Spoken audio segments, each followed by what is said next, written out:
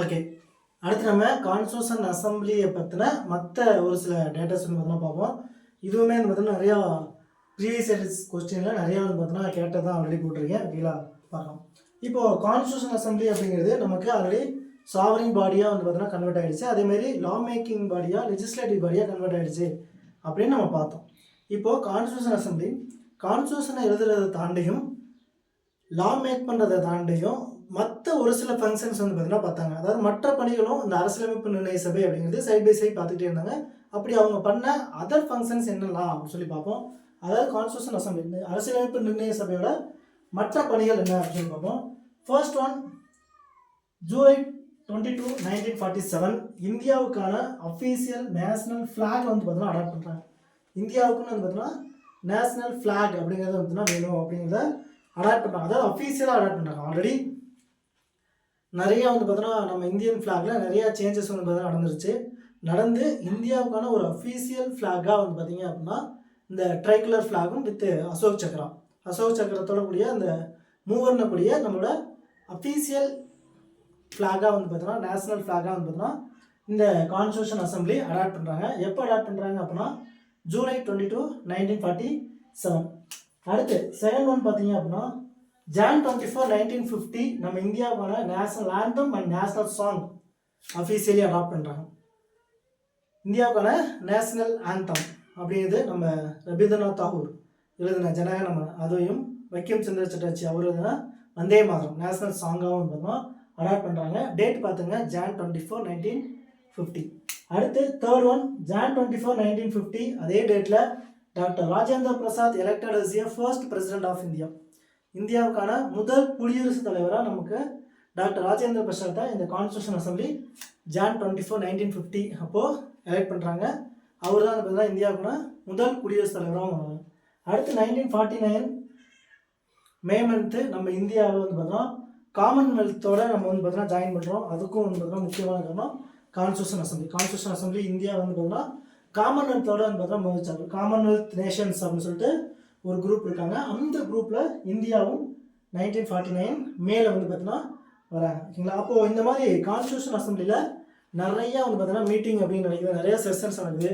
Constitution assembly ஃபுல்லாகவே நம்ம மொத்தம் எவ்வளோ செஷன்ஸ் இருக்கும் அப்படின்னா 11 செஷன்ஸ், 11 அமர்வுகள் வந்து பார்த்தீங்கன்னா நடந்திருக்கும். மீட்டிங் அப்படிங்கிறது வேறு, செஷன்ஸ் அமர்வுகள் அப்படிங்கிறது வேறு. ஓகேங்களா, மீட்டிங் அப்படிங்கிறது நம்ம ஃபஸ்ட்டு பார்த்தோம். இங்கே மொத்தமாக நம்ம கான்ஸ்டிடியூஷன் அசம்பிளி 11 அமர்வுகள் வந்து பார்த்தீங்கன்னா இருக்கும். ஓகேங்களா, சரி. இப்போ நம்ம கான்ஸ்டிடியூஷன் அசம்பிளியோட லாஸ்ட் மீட்டிங் எப்போ நடந்துச்சு அப்படின்னா ஜான் 24, 1950. இதுதான் நம்ம கான்ஸ்டிடியூஷன் அசம்பிளி அஃபீஷியலாக கூடின லாஸ்ட் மீட்டிங். கடைசி கூட்டம் அப்படிங்கிறது ஜான் 24, 1950 தான் கடைசியாக போட்டாங்க. அதில் தான் இந்த டாக்டர் ராஜேந்திர பிரசாத்தை இந்தியாவோட ஃபர்ஸ்ட் பிரசிடெண்ட்டாக எலெக்ட் பண்ணுறாங்க. அதே மாதிரி national flag and national anthem officially adopt பண்ணுறாங்க. இது எல்லாமே இந்த லாஸ்ட் மீட்டிங்கில் தான் வந்து நடந்தது. ஓகேங்களா, அதே மாதிரி அடுத்த ஒரு முக்கியமான ஒரு கொஸ்டின் என்ன அப்படின்னா நம்ம கான்ஸ்டிடியூஷன் அசம்பிளியை நம்ம எப்போ அடாப்ட் பண்ணுறோம் அப்படின்னு தெரிஞ்சுக்கணும். நவம்பர் 26, 1949 1949 நவம்பர் 26 அன்னைக்கு நம்ம கான்ஸ்டிடியூஷன் அசம்பிளி நம்ம இந்தியாவுக்கான அஃபீஷியலாக கான்ஸ்டிடியூஷன் அப்படிங்கிறத அடாப்ட் பண்ணுறாங்க. இந்தியாவுக்கான அஃபீஷியல் கான்ஸ்டிடியூஷன் அப்படிங்கிறத அடாப்ட் பண்ணது எப்போ அப்படின்னா நவம்பர் 26, 1949. இந்த நவம்பர் 26 தான் நம்ம இப்போ என்ன சொல்கிறோம் அப்படின்னா கான்ஸ்டிடியூஷன் டே அப்படின்னு சொல்லி நம்ம செலிப்ரேட் பண்ணிட்டு வரோம். அரசியலமைப்பு தினம் அப்படின்னு சொல்லிட்டு நம்ம செலிப்ரேட் பண்ணிட்டு வருது இந்த நவம்பர் 26 கான்ஸ்டிடியூஷனை அடாப்ட் பண்ண டேட். ஓகேங்களா, அடுத்து அதே அந்த கான்ஸ்டிடியூஷன் எப்போ வந்து பார்த்தீங்கன்னா என்ஃபோர்ஸ் ஆகுது, நடைமுறைப்படுத்தப்பட்டது எப்போ அப்படின்னா ஜான் 26, 1950. அதாவது நம்மளோட ரிப்பப்ளிக் டே. இந்த ரிப்பப்ளிக் டேவை தான் வந்து பார்த்தீங்கன்னா நம்ம கான்ஸ்டிடியூஷன் என்ஃபோர்ஸ்மெண்ட் டே. நம்ம அரசியலமைப்பு அப்படிங்கிறது எழுதிட்டாங்க 1949 அதை நம்ம அடாப்டும் பண்ணிட்டோம். ஆனால் அது எப்போ முழுமையாக செயல்பாட்டுக்கு வருது அப்படின்னா ஜான் 26, 1950. இந்த ஜான் 26 ஏன் வந்து பார்த்தீங்க அப்படின்னா இந்த ஜான் 26 என்னோட எடுத்துக்கிறாங்க அப்படின்னா ஜான் 26, 1930 தான் இந்தியாவில் பூர்ண சுராஜ் டே அப்படின்னு சொல்லி ஒரு டே வந்து பார்த்தீங்கன்னா செலிப்ரேட் பண்ணியிருப்பாங்க.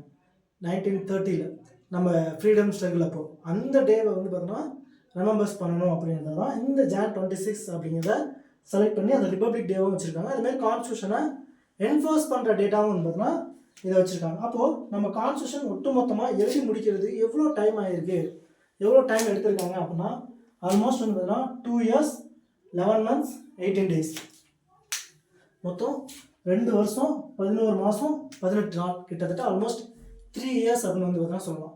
அப்போது கிட்டத்தட்ட வந்து பார்த்தீங்கன்னா 3 years நம்ம கான்ஸ்டியூஷன் அப்படிங்கிறது எழுதிட்டு இருக்காங்க. இந்த டேட் வந்து நம்ம எதுலேருந்து கால்குலேட் பண்ணணும் அப்படின்னா, இந்த ஃபர்ஸ்ட் மீட்டிங் வந்ததில் December 9, 1946 அந்த டேட்லேருந்து நம்ம கான்ஸ்டியூஷனை அடாப்ட் பண்ண டேட், அதான் November 26, 1949 இந்த டேட் வரைக்கும் இருக்கக்கூடிய இந்த டைமை தான் வந்து பார்த்தோம்னா நம்ம கான்ஸ்டியூஷனை மேக் பண்ணுறதுக்கு எடுத்துக்கிட்ட டைம். ஓகேங்களா? அதேமாதிரி நம்ம கான்ஸ்டியூஷன் அப்படிங்கிறது கிட்டத்தட்ட 60 கண்ட்ரியோட மிக்சர்ஸ், கிட்டத்தட்ட 60 நாடுகள்லேருந்து ஒவ்வொரு கான்செப்டும் நம்ம எடுத்து அதை நம்ம இந்தியாவுக்கு தகுந்த மாதிரி கொஞ்சம் ஆல்டர் பண்ணி நம்ம 60 நாடுகளோட கான்ஸ்டியூஷனை மிக்ஸ் பண்ணி தான் நம்ம இந்தியாவுக்கான கான்ஸ்டியூஷன் அப்படிங்கிறத நமக்கு ஃப்ரேம் பண்ணியிருக்காங்க. கிட்டத்தட்ட 60 கண்ட்ரீஸோட கான்செப்ட் நம்ம இந்தியாவோட கான்ஸ்டியூஷன் வந்து பார்த்தீங்கன்னா இருக்குது. நம்ம அம்பேத்கர் கிட்டத்தட்ட 60 நாடுகளோட கலவையை தான் வந்து பார்த்தீங்கன்னா ஒரு அதில் நிறைய சேஞ்சஸ்லாம் பண்ணி இந்தியாவுக்கு தகுந்த மாதிரி அதை ஆல்டர் பண்ணி நமக்கு கான்ஸ்டியூஷன் அசம்பிளியில் அதை மேக் பண்ணி கான்ஸ்டியூஷனாக வந்து தான் கொடுத்துருக்காங்க. இந்த கான்ஸ்டியூஷன் அப்படிங்கிறது எழுதி முடிக்கிறதுக்கு எவ்வளோ அமௌண்ட் ஸ்பெண்ட் பண்ணியிருக்காங்க அப்படின்னா கிட்டத்தட்ட 64 lakhs. அப்போது 1949 கிட்டத்தட்ட 64 லட்சம் ரூபாய் இந்த கான்ஸ்டியூஷனுக்காக வந்து செலவு பண்ணியிருக்காங்க. இது எல்லாமே நமக்கு கான்ஸ்டியூஷன் அசம்பிளி பற்றின டேட்டாஸ் தான். இது எல்லாமே ஞாபகம் வச்சுங்க. முக்கியமாக இந்த டேட் November 26, 1949 கான்ஸ்டியூஷன் என்ஃபோர்ஸ் ஆன டேட் Jan 26, 1950 வந்தோம்னா நல்லா இருந்ததுன்னா ஞாபகம் வச்சுங்க. ஓகேங்களா? சரி, இப்போ இந்த கான்ஸ்டியூஷன் அப்படிங்கிறது எழுதி முடிச்சிட்டாங்க. இந்த கான்ஸ்டியூஷன் எழுதி முடிக்கிறதுக்கு நம்ம கான்ஸ்டியூஷன் அசம்பிளியில் நிறைய கமிட்டிஸ் இருந்துச்சு. ஏன்னா ஒரே எல்லாமே கிட்டத்தட்ட 299 மெம்பர்ஸ் ஆஃப்டர் இண்டிபெண்டன்ஸ்க்கு அப்புறம் பார்த்தோம். அந்த 299 மெம்பர்ஸும் எல்லாமே எல்லா வேலையும் பார்க்க முடியாது. அப்போ சின்ன சின்ன கமிட்டிஸ், மேஜர் கமிட்டிஸ் அப்படின்னு சொல்லிட்டு மைனர் கமிட்டிஸ், மேஜர் கமிட்டிஸ்ன்னு தனித்தனியாக பிரித்து ஒவ்வொருத்தவங்களும் வந்துன்னா ஒவ்வொரு ஒர்க்கை வந்து பார்த்தீங்கன்னா பார்த்தாங்க. அதில் மேஜர் கமிட்டிஸ் அப்படிங்கிறத நம்ம முக்கியமாக பார்க்கணும். ஏன்னா கிட்டத்தட்ட கான்ஸ்டியூஷன் அசம்பிளியில் மட்டும் கிட்டத்தட்ட மேஜர் கமிட்டிஸ் 8 கமிட்டிஸ் இருந்துச்சு, 8 கமிட்டிஸ். இந்த 8 கமிட்டிஸோட நேமு, இந்த 8 கமிட்டிஸோட ஹெட் யார் அப்படிங்கிறது நம்ம கண்டிப்பாக தெரிஞ்சுக்கணும். ஏன்னா மைனர் கமிட்டிஸ் ஒரு 15 கமிட்டிஸ் இருந்துச்சு. அந்த மைனர் கமிட்டிஸ் நம்மளால் ஞாபகம் வச்சுக்க முடியாது, அது நமக்கு இம்பார்ட்டன்ட்டும் இல்லை. ஆனால் இந்த மேஜர் கமிட்டிஸ் அப்படிங்கிறது கண்டிப்பாக ஞாபகம் வச்சுக்கணும். ப்ளஸ் அதோட கமிட்டியோட ஹெட்டு இல்லை. மொத்தமாக கான்ஸ்டியூஷன் அசம்பிளிக்குன்னு ஹெட்டு பார்த்தோம் அப்படின்னா பிரசிடென்ட், நம்மளோட first president doctor Rajendra Prasad, அவர் தான் இந்த கான்ஸ்டியூஷன் அசம்பிளியோட ஒட்டுமொத்த கான்ஸ்டியூஷன் அசம்பிளிக்கும் பிரசிடென்ட். அதுவே ஒவ்வொரு கமிட்டிக்கும் தனித்தனியாக ஒரு ஹெட் இருக்காங்க. அந்த ஹெட்டை வந்து நம்ம பார்த்துக்கணும். ஓகேங்களா? சரி, இந்த கான்ஸ்டியூஷன் அசம்பிளியில் இருந்த மேஜர் கமிட்டிஸில் ஃபர்ஸ்ட் என்ன பார்த்தீங்க அப்படின்னா union powers committee. Union powers committee ஒன்றிய அதிகாரங்கள் குழு அப்படின்னு சொல்லி ஒரு குழு இருந்துச்சு. அந்த குழுவுக்கான ஹெட் யார் அப்படின்னா Jawaharlal Nehru. Union powers committee அப்படிங்கிறது. அடுத்து யூனியன் கான்ஸ்டியூஷன் கமிட்டி அப்படிங்கிறதுக்கு ஹெட் யார் பார்த்தீங்கன்னா ஜவஹர்லால் நேரு. ஒன்றிய அரசியலமைப்பு குழு அதுக்கான ஹெட் ஜவஹர்லால் நேரு. அப்போ ஃபஸ்ட்டு 2 கமிட்டிக்குமே Jawaharlal Nehru. Union powers committee, union constitution committee. Union வந்ததுனால நீங்கள் ஜவஹர்லால் நேரு வந்து பார்த்தீங்கன்னா போட்டலாம். அடுத்து third one provincial constitution committee, மாகாண அரசியலமைப்பு குழு. இதுக்கான ஹெட் யாருன்னு பார்த்தீங்கன்னா வல்லபாய் பட்டேல். மாகாணம்னு வந்துட்டாலே வல்லபாய் பட்டேல் அப்படிங்கிறது ஞாபகம் வச்சுங்க. ப்ரொவின்சியல் கான்ஸ்டியூஷன் கமிட்டி, மாகாண அரசியலமைப்பு குழு. இதுக்கான ஹெட் யாருன்னா வல்லபாய் பட்டேல். அடுத்து ஃபோர்த் ஒன் டிராஃப்டிங் கமிட்டி. இது நமக்கு தெரியும், B.R. அம்பேத்கர். வரைவு குழு. இந்த 8 கமிட்டிஸ்லாம் ரொம்ப முக்கியமான கமிட்டிஸ் அப்படின்னா டிராஃப்டிங் கமிட்டி தான் சொல்லுவாங்க, வரைவு குழு. அந்த வரைவு குழுவோட ஹெட் யாருன்னா அம்பேத்கர். இது நமக்கு எல்லாருக்கும் தெரியும். அடுத்து 5th கமிட்டி என்ன அப்படின்னா ஃபண்டமெண்டல் ரைட்ஸ் கமிட்டி, அடிப்படை உரிமைகள் குழு அப்படிங்கிறது. இந்த அடிப்படை உரிமைகள் குழுவுக்கான ஹெட்டு வல்லபாய் பட்டேல்.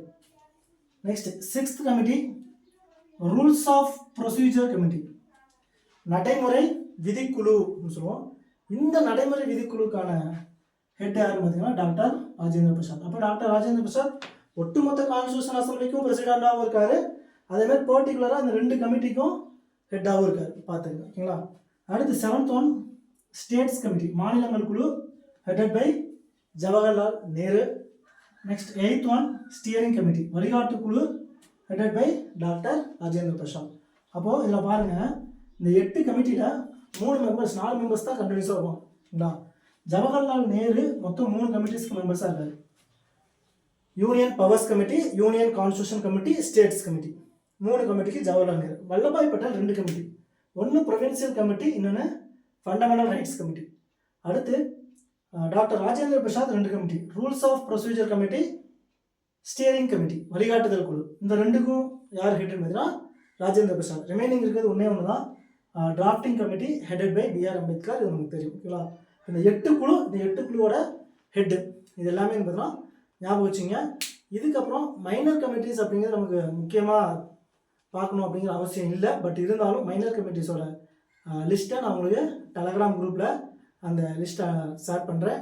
அதை நீங்கள் கோத்ரூ பண்ணிடுங்க. இன்னும் நமக்கு கான்ஸ்டியூஷன் அசம்பிளி பார்த்தீங்கன்னா இன்னும் நிறையா டீட்டெயில்ஸ் இருக்குது. நம்ம அடுத்தடுத்து நிறைய டேட்டாஸை கான்ஸ்டியூஷன் அசம்பிளியை பற்றியும் இந்த கான்ஸ்டியூஷனை பற்றியும் நம்ம பார்க்கலாம். ஓகேங்களா? சரி, ஓகே. இப்போது எல்லாமே பார்த்தீங்க அப்படின்னா இந்த டாப்பிக்கை பொறுத்த வரைக்கும் ஃபுல்லாகவே பார்த்தீங்கன்னா ஃபேக்ட்ஸ் தான். நிறையா நீங்கள் ஞாபகம் வச்சுக்கணும். நேமு, இயரு, டேட்டு, தலைவரோட நேமு, இதுதான் பார்த்தா நீங்கள் அதிகமாக ஞாபகம் வச்சுக்கிற மாதிரி இருக்கும். அதனால் டேட்டாஸ் தான் ஃபுல்லாகவே இருக்கும். கான்செப்ட் அப்படிங்கிறது பெருசாக இருக்காது. உங்களை ஃபுல் டேட்டாஸ் தான். முக்கியமாக அடிக்கடி பார்த்தீங்கன்னா நீங்கள் ரிவிஷன் பண்ணுங்கள். நிறையா டைம் நீங்கள் ரீகால் பண்ண தான் இந்த நேம்லாம் மறக்காமல் நமக்கு பார்த்தீங்கன்னா ஞாபகம் இருக்கும். அதேமாதிரி இந்த டேட்டும் பார்த்தீங்கன்னா நமக்கு மறக்காமல் இருக்கணும். அப்படின்னா ரிவிஷன் அப்படிங்கிறது ரொம்ப ரொம்ப முக்கியம். ரீகால் பண்ணுங்கள். இன்னும் நம்ம கான்ஸ்டியூஷன் அசம்பிளியில் நிறையா டேட்டாஸ் பார்த்தீங்கன்னா பார்க்கலாம். ஓகேங்களா?